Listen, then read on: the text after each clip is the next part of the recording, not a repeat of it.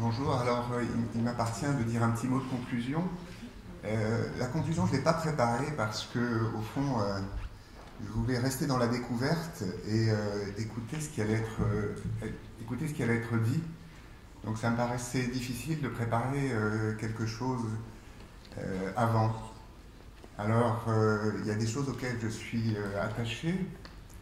C'est d'abord de remercier tous ceux qui sont intervenus dans ces journées pour la Fondation et tous ceux qui travaillent dans la Fondation.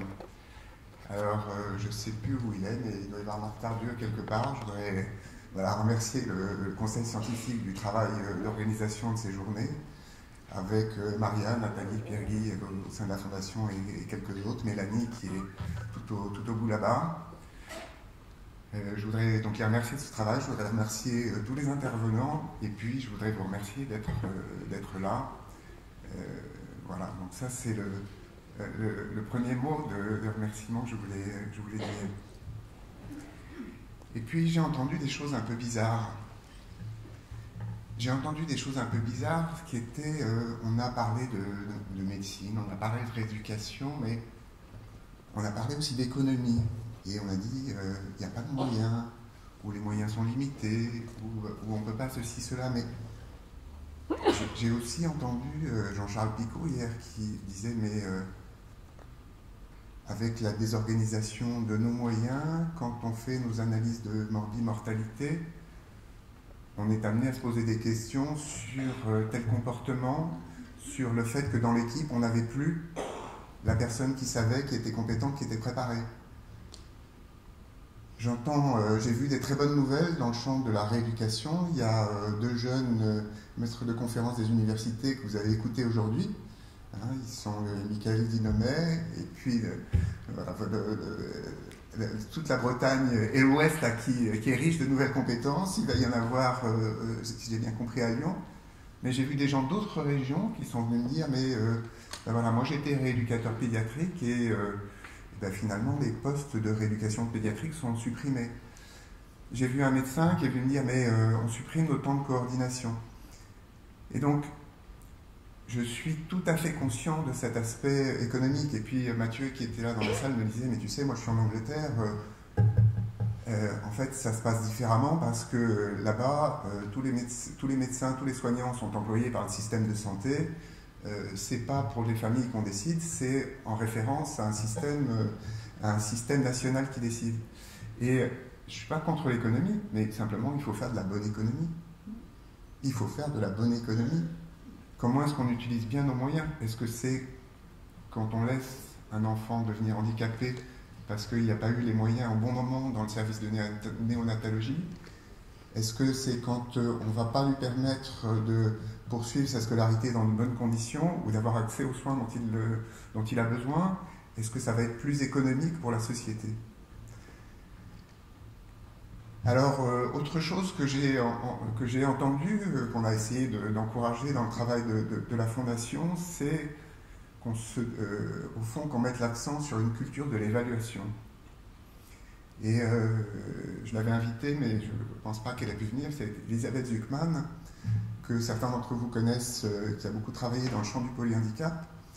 Et quand moi j'avais lu son petit livre de mémoire, j'avais été très impressionné sur, au fond, comment elle était tout le temps dans l'évaluation de ce qu'elle faisait. Et comment dans l'évaluation des projets qu'elle avait conduits, comment elle choisissait ses orientations en fonction de l'évaluation du travail qu'elle avait fait. Et je pense que cette culture de l'évaluation, elle est essentielle dans les essais randomisés. Donc on est bien d'accord avec Sylvain là-dessus. Javier nous a dit qu'il y avait aussi d'autres pistes qu'il fallait explorer en matière de méthodologie. Je crois avoir entendu aussi Isabelle Deguerre dire cette exigence de qualité. Je crois que ce qu'on essaye de faire au niveau de la Fondation, et notre conseil scientifique est extrêmement précieux pour ça, la valeur qu'on a voulu se donner, c'est de dire qu'on a d'abord une exigence de qualité dans les projets. Donc je crois qu'il est important que cette culture de recherche, cette culture d'évaluation se diffuse partout. Je pense qu'il est absolument clé quand on parle de rééducation que les acteurs concrets de la rééducation soient impliqués dans la recherche, qui deviennent membres d'équipes de recherche et qui développent leur savoir. Mais voilà, tout ça, ça ne marche que s'il y a une qualité méthodologique, une qualité de la formation et une qualité des projets. Et on essaye, au sein de la Fondation, guidé par notre conseil scientifique, de mettre l'accent sur cette qualité. Et puis, j'aurais mauvaise grâce au bout de 10 ans de ne pas remercier nos fondateurs. On est devenu maintenant un enfant autonome, on a grandi, on a passé l'âge de raison, mais donc je vais remercier nos fondateurs qui sont dans la salle, Jean-Claude Carbalès qui représente maintenant Envolutia, Jeanne-Charlotte Carlier qui est quelque part, qui représente la CESEP, Michel Lemétayer au titre du CDI, et puis au titre de... C'est avec lui que, au fond, on a découvert ce que c'était que la collaboration entre parents et professionnels. Et puis il doit y avoir passerelle quelque part, mais donc remercier nos fondateurs. On a pris notre autonomie, mais on a envie de continuer à travailler avec eux. Et puis voilà, je vois qu'il y a dans les associations ici présentes la conscience qu'il faut agir ensemble. Il faut se prendre en main. Il faut arrêter de demander. On existera parce que ce qu'on fait nous-mêmes, ce qu'on établit nous-mêmes, les moyens qu'on se donne, le travail qu'on fait, et c'est parce qu'on fait nous-mêmes qu'on aura du soutien, qu'on aura des gens qui vont venir nous aider, et je pense que c'est très important qu'on se mobilise en commun, qu'on agisse en commun, parents et professionnels, associations, fondations, sociétés savantes, qu'on soit dans cette même logique de travail en commun et d'échange.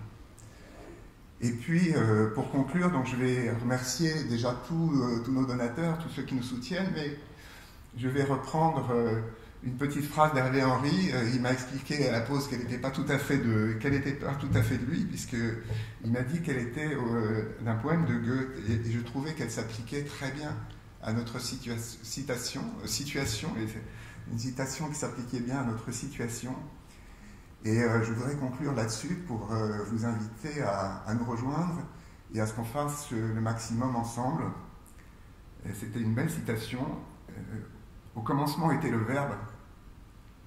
Non, au commencement était l'acte. Alors voilà, je vous invite à agir avec nous et merci beaucoup et à très bientôt.